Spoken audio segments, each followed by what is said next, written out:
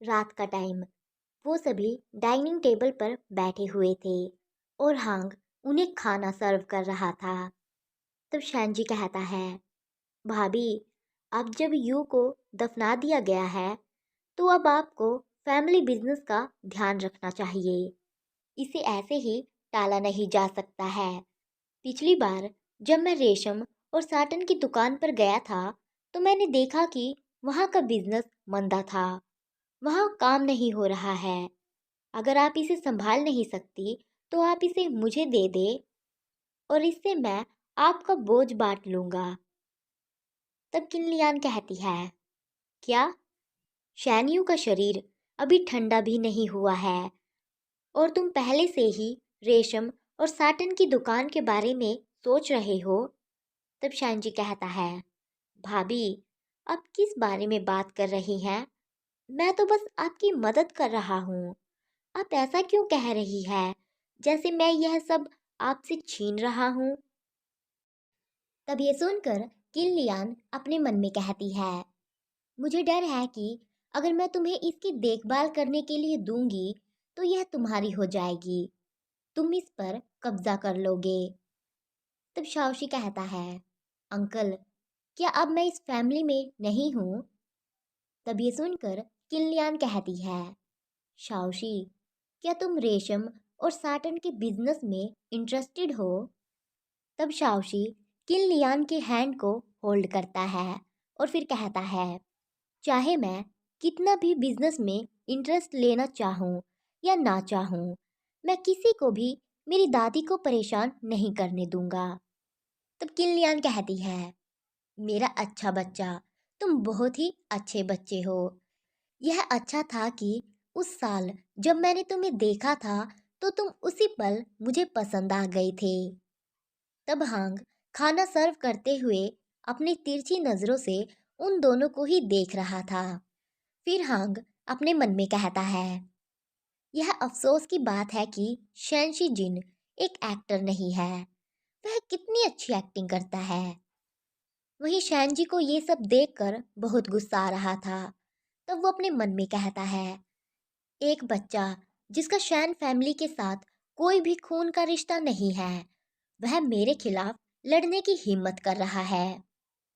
फिर वो हंसते हुए शाओशी से कहता है, शाओशी, तुमने कई सालों तक विदेश में पढ़ाई की है, इसलिए तुम्हें बिजनेस करने का एक्सपीरियंस नहीं है। भले ही भाभी चाहती हो कि तुम सक्सेसफुल हो, फिर भी तुम्हें गाइड करने के लिए किसी सीनियर की जरूरत होगी। तब शाओशी ये दिखावा करता है कि उसने शैनजी की बातें नहीं सुनी है, जिसे देखकर शैनजी को बहुत गुस्सा आता है। तब शाओशी किनलियान से कहता है, चलिए अब और इंतजार नहीं करते हैं। फैमिली बिजनेस को हमेशा मेरे डैड ने ही मैनेज किया है, इसलिए मुझे लगता है कि बिजनेस से रिलेटेड सभी डॉक्यूमेंट्स उनके रूम में ही रखे होंगे। खाना खाने के बाद मैं डैड के रूम में जाना चाहूँगा। मुझे आश्चर्य है कि क्या इससे आपको कोई प्रॉब्लम होगी, लिटिल मॉम? तब ये सुनकर हांग पूरी तरह से शाओशी के इस प्रस्ताव को कंप्लीटली रिजेक्ट कर देता है और फिर किनलियान से कहता है, मॉम, यह उचित नहीं है। फिर हांग अपने मन में कहता है, किनलियान शायद इससे राजी नहीं होगी। उसने मुझे एक बार उसके पोते को बहकाने के लिए एक दुष्ट महिला कहा था। तब किनलियान स्माइल करती है और कहती है, यह बहुत ही रेयर है कि शाओशी फैमिली बिजनेस को विरासत में लेने के लिए तैयार है। ऐसा कभी कभार ही होता है जब वो ऐसी बातें करता है। मिस हांग, उसे कमरे में ले जाओ। हालांकि तुम और शाओशी कागजों पर एक माँ और बेटे हो, लेकिन एक पुरुष और महिला का एक ही कमरे में अकेले रहना ठीक नहीं है। तब ये सुनकर हांग कहता है, लेकिन मॉम, वो इतना ही कहता है कि तभी शाओशी उसे बीच में ही काट देता है और कहता है, दादी, मैं समझता हूँ। जब मैं डॉक्यूमेंट्स पढ़ने के लिए वहां जाऊंगा तो मैं यह सुनिश्चित करूंगा कि दरवाज़ा खुला रहे और नौकर दरवाजे की रखवाली करे। तब किलियान कहती है, ठीक है। तब ये सुनकर हांग अपने मन में रोने लगता है और कहता है, मैं ही वह व्यक्ति हूँ जो उस पागल के साथ अकेले नहीं रहना चाहता हूँ। Later. खाना खाने के बाद वो शैनयू और हांग के रूम की तरफ जाने लगते हैं। उनके साथ एक सर्वेंट भी थी। सर्वेंट उनके आगे चल रही थी। वहीं पीछे हांग था और उसके पीछे शाओशी था। तब शाओशी अचानक से हांग के पास आ जाता है और उसे पीछे से हक कर लेता है, जिसकी वजह से हांग शॉक हो जाता है। तब शाओशी कहता है, लिटिल मॉम, तुम मुझे अभी क्यों रिजेक्ट करना चाहती थी? तब हांग खुद को शाओशी से छुड़ा लेता है और वो उसकी तरफ नहीं देख रहा था। वो शाओशी से आई कांटेक्ट को अवॉइड कर रहा था।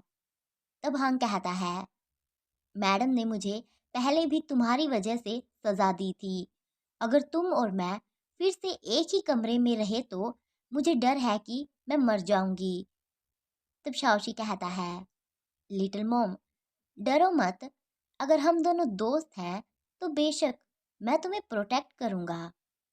तब ये सुनकर हांग अपनी आइज को रोल करता है और अपने मन में कहता है, मैं तुम पर भरोसा नहीं करता हूँ, छिछोरे आदमी।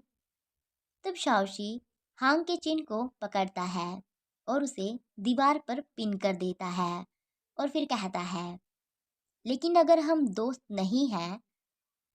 वो इतना ही कहता है कि तभी वो सर्वेंट कहती है, मैडम, मास्टर, आप कहाँ हैं? क्योंकि वो सर्वेंट आगे चली गई थी और हांग और शाओशी उसके पीछे नहीं थे। तब वो उन दोनों को देखने के लिए पीछे आती है। तब हांग शाओशी को खुद से दूर पुश करता है और उससे फुसफुसाते हुए कहता है, मुझे छोड़ दो। अगर उसने हमें देख लिया तो मैं मर जाऊंगी। तब शाओशी कहता है, आपका जवाब क्या है लिटिल मॉम? तभी वो सर्वेंट वहां पर आ जाती है और उन्हें देखकर कंफ्यूज हो जाती है, क्योंकि वो दोनों एक दूसरे के काफी क्लोज थे। तब वो सर्वेंट कहती है, मैडम, मास्टर, यह क्या है? तब हांग कहता है, एक कीड़ा मेरे चेहरे पर आकर गिरा और मैं डर गई थी। तब शाओशी हांग से कहता है, क्या आपको अब अच्छा लग रहा है लिटिल मॉम? इस एरिया में बहुत सारे कीड़े हैं, मुझे आपकी मदद करने दो। तब हांग वहां से जाते हुए कहता है, कोई जरूरत नहीं है। Later. लेटर। उसके बाद वो सभी हांग और शैन्यू के रूम में आ जाते हैं। तब शाओशी हांग से कहता है, ऐसा लगता है कि लिटिल मॉम मेरा साथ देने के लिए राजी है। मैं बहुत ही खुश हूँ। तब हांग कहता है, हाँ हाँ, जब तक तुम खुश हो। फिर हांग अपने मन में कहता है, अगर मेरे पास कोई और चॉइस होती तो कौन तुम्हारी बात से सहमत होता? यह तो बस टेम्परेरी सल्यूशन है। जब तक मुझे कोई और रास्ता नहीं मिलता है, मुझे तुम्हारी बात माननी होगी। उसके बाद सर्वेंट शाओशी को डॉक्यूमेंट्स निकाल कर देती है। वहीं हांग दरवाजे के पास खड़ा था और खड़ा होकर बाहर देख रहा था और फिर वो अपने मन में कहता है, अब मेरे पास करने के लिए कुछ नहीं है, मैं अब बस चला जाऊंगा। और ये कहकर वो रूम से बाहर जाने लगता है। लेकिन तभी शाओशी पीछे से कहता है, लिटिल मॉम, रुको। तभी हांग किसी से टकरा जाता है और वो कहता है, आउच, ये बहुत ही टफ है। तब हांग देखता है कि वो इंसान शैनमिंग है। तब इसे देखकर हांग कंफ्यूज हो जाता है। तब मिंग हांग को हक कर लेता है और कहता है, ओल्ड लेडी ने तुम्हें अपने रूम में बुलाया है। तब शाओशी कहता है, हाँ अंकल, इतनी छोटी सी बात के लिए मुसीबत मत बन जाओ। इस हवेली के नौकर थोड़े यूजलेस है क्या, जो ये काम अब आप कर रहे हैं? तब हांग शैनमिंग का हाथ पकड़ लेता है और उसे वहाँ से बाहर ले जाने लगता है और जाते हुए कहता है, जबकि मोम मुझसे मिलना चाहती है तो जल्दी चलो, यहाँ एक भी सेकंड मत रुको। तब मिंग कहता है, हाँ। फिर हांग अपने मन में कहता है, वह बूढ़ी औरत मुझे अपने पोते के साथ अकेले देखकर चिंतित होगी। फिर वो मिंग को लेकर वहां से चला जाता है। तब शाओशी चुपचाप उन्हें जाते हुए देखने लगता है। वो दोनों ओल्ड लेडी के रूम की तरफ जाने लगते हैं, लेकिन तभी हांग रुक जाता है और वो कांपने लगता है और फिर अपने मन में कहता है, डैम, जब मुझे सचमुच अंदर जाकर उस बूढ़ी औरत का सामना करना पड़ता है तो मैं घबरा जाता हूँ। मुझे लगता है कि मुझे फिर से टॉर्चर किया जाएगा। तब हांग को देखकर शैनमिंग कहता है, क्या हुआ? तब हांग कहता है, मैं थोड़ी सी नर्वस हूँ। तब मिंग कहता है, इसमें डरने की क्या बात है? तुम्हारी बहादुरी तो एक बिल्ली के बच्चे से भी कम है। तब ये सुनकर हांग कुछ भी नहीं कहता है और वो बस हंसने लगता है। फिर वो अपने मन में कहता है, तुम वह नहीं हो जिसे औरत की तरह सजना संवरना है। तुम वह नहीं हो जिसका पति शादी के पहले दिन ही मर गया है। बेशक तुम तो ठीक ही रहोगे, तुम्हें क्यों डर लगेगा? तभी वहां पर हवाएं चलने लगती है। तब शैनमिंग कहता है, क्या तुम्हें लगता है कि मैं मर चुका हूँ? तब ये सुनकर हांग कहता है, क्या? तब शैनमिंग कहता है, अंतिम संस्कार हॉल में जो कुछ भी हुआ मैं उसे दोबारा नहीं होने दूंगा। तब ये सुनकर हांग कुछ भी नहीं कहता है। फिर वो स्माइल करता है। फिर शैनमिंग वहां से जाने लगता है और जाते हुए कहता है, चलो चले। और ये कहकर वो आगे जाने लगता है। तब शैनमिंग की बातें हांग के दिल को छू जाती है और फिर वो अपने मन में कहता है, यह व्यक्ति अभी भी भरोसेमंद है। इसके अलावा शैनमिंग सच में एथलेटिक जैसा है, जैसा शैंगमिंग था। वही चौड़े कंधे और वही लॉन्ग बैक, बिल्कुल शैंगमिंग की तरह है। जब वह बूढ़ी औरत अपना आपा खो देती है तो वह मेरे सामने भी आकर खड़ा हो सकता है, जिससे मुझे पूरी तरह से सुरक्षित महसूस होता है। उसके बाद शैनमिंग किन लियान के रूम का डोर ओपन करता है और वो दोनों रूम के अंदर आ जाते हैं। तब किन लियान कहती है, लेडी हांग आ गई है। मास्टर मिंग, अगर आपके पास करने के लिए कुछ और नहीं है तो आप यहाँ से जा सकते हैं। तब ये सुनकर हांग डर जाता है। तब मिंग वहीं चेयर पर बैठ जाता है और कहता है, मैं आज आपके साथ थोड़ा और टाइम बिताना चाहता हूँ। तब किलियान कहती है, यह भी ठीक है, तुम कुछ टाइम से घर भी नहीं आए हो, इसलिए हो सकता है कि तुम यहाँ की कुछ चीज़ों से अनजान हो। मैं आज लेडी हांग को कुछ घरेलू नियम सिखाने जा रही हूँ। तो चलिए देखते हैं कि क्या सब कुछ रीति रिवाजों के साथ होता है। तब ये सुनकर किन लियान के पास खड़ी हुई एक सर्वेंट ताली बजाती है। तब वहां पर कुछ और सर्वेंट्स आ जाती है। वो सब स्ट्रीम के लिए सामान लेकर आई थी, जिसे देखकर हांग अपने मन में कहता है, ओ माय गॉड, कितना बड़ा सीन है। फिर से किन लियान कहती है, तुम अभी अभी यहाँ आई हो और जबकि मास्टर यू अब हमारे बीच नहीं है, फिर भी तुम्हें जीवन भर घरेलू नियमों का पालन करना होगा। यह वह नैनी है जिसे मैंने तुम्हें शिष्टाचार सिखाने के लिए इनवाइट किया है। वह तुम्हें यहाँ के रीति रिवाजों के बारे में सिखाएंगी। तब वो नैनी हांग को किन लियान के सामने घुटनों पर बैठा देती है। फिर से किन लियान कहती है, याद रखना, पितृभक्ति सबसे इम्पोर्टेंट चीज़ है। अपने बड़ों की सेवा करना सबसे इम्पोर्टेंट है। आज तुम मेरे पैर धोने से शुरुआत करोगी। तब वो नैनी कहती है, मैडम, नीले रंग में ठंडा पानी है और लाल रंग में उबलता हुआ पानी है। आपको पानी का तापमान मापने की ज़रूरत है ताकि यह इतना गर्म हो कि मैडम को जलन ना हो, लेकिन इतना भी ठंडा ना हो।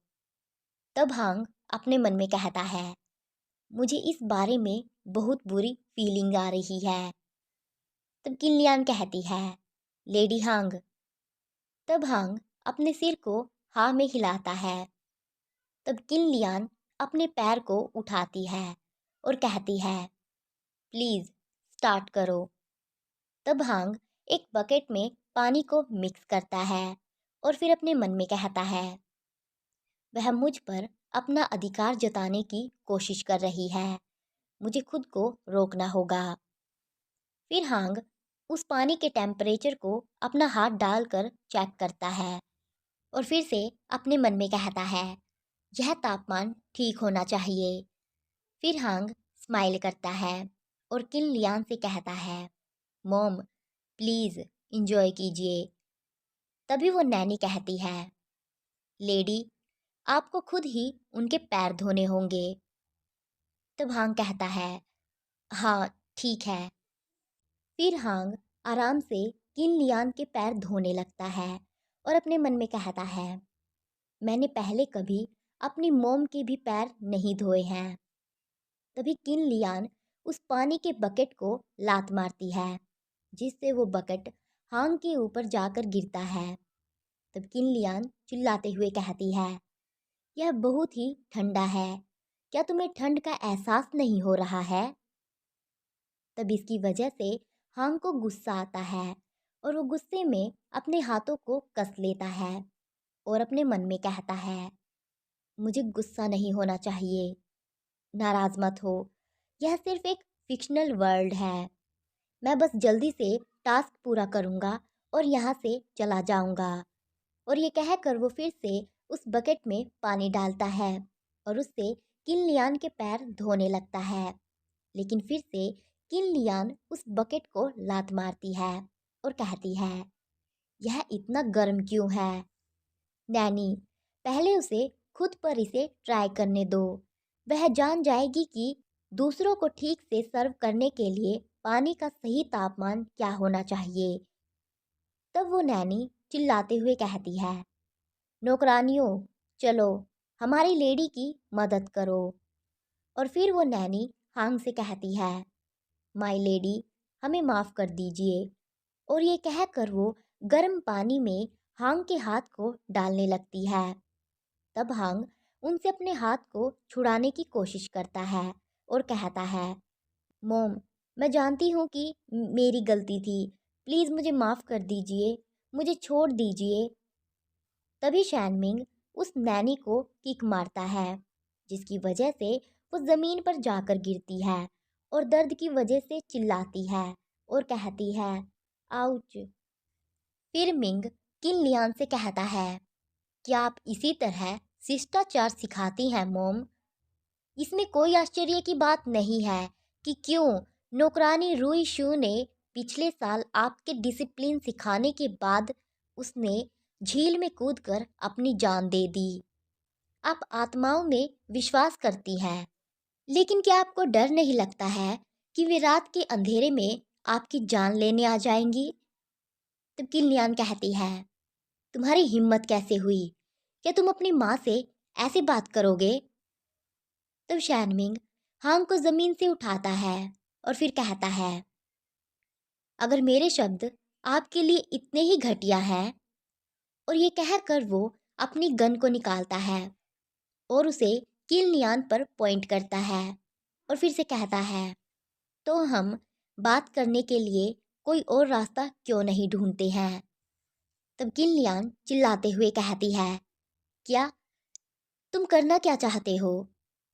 तब मिंग उस बकेट पर शूट करता है और फिर से कहता है, मैं एक मिलिट्री कमांडर हूँ, मैं चुपचाप खड़ा होकर ऐसे किसी को चोट पहुँचते हुए नहीं देख सकता। आज मेरी भाभी डर गई है, इसलिए मैं पहले उसे यहाँ से वापस ले जाऊँगा और अब मैं आपके साथ नहीं रह पाऊँगा मोम। तब ये सुनकर हांग अपने मन में कहता है, ब्रो बहुत ही कूल है, उसके बाद मिंग हांग को वहाँ से ले जाता है। तब हांग मिंग के हाथ को देखता है। मिंग ने हांग के हाथ को पकड़ा हुआ था। तब हांग देखता है कि मिंग का हाथ जला हुआ है। तब हांग अपने मन में कहता है, वहाँ कुछ भी नहीं था। शायद उबलते हुए पानी के छलकने से पानी की कुछ बूंदें उसके हाथ पर जाकर गिरी होंगी। क्या वह मुझे बचाने के लिए मेरे सामने खड़ा था? इस पर भरोसा नहीं किया जा सकता है कि सिस्टम ने ऐसे नेक आदमी को उस बदमाश शैंगशी मिंग का कॉपी बनाया है। ये कितना अच्छा इंसान है। और वो शैंगशी मिंग एक कमीना आदमी है। ची वैनची एक प्यारा सा मेरा छोटा भाई है। और वहीं शैंशी जिन एक बीमार दिमाग वाला एक राक्षस है। वहीं शैंगशी मिंग एक बहुत ही अग्रेसिव जानवर है। और वहीं शैन मिंग इंसाफ का देवता है। यह खेल की दुनिया सचमुच बहुत अजीब है। सिस्टम, क्या तुम सचमुच मेरे साथ मजाक कर रहे हो?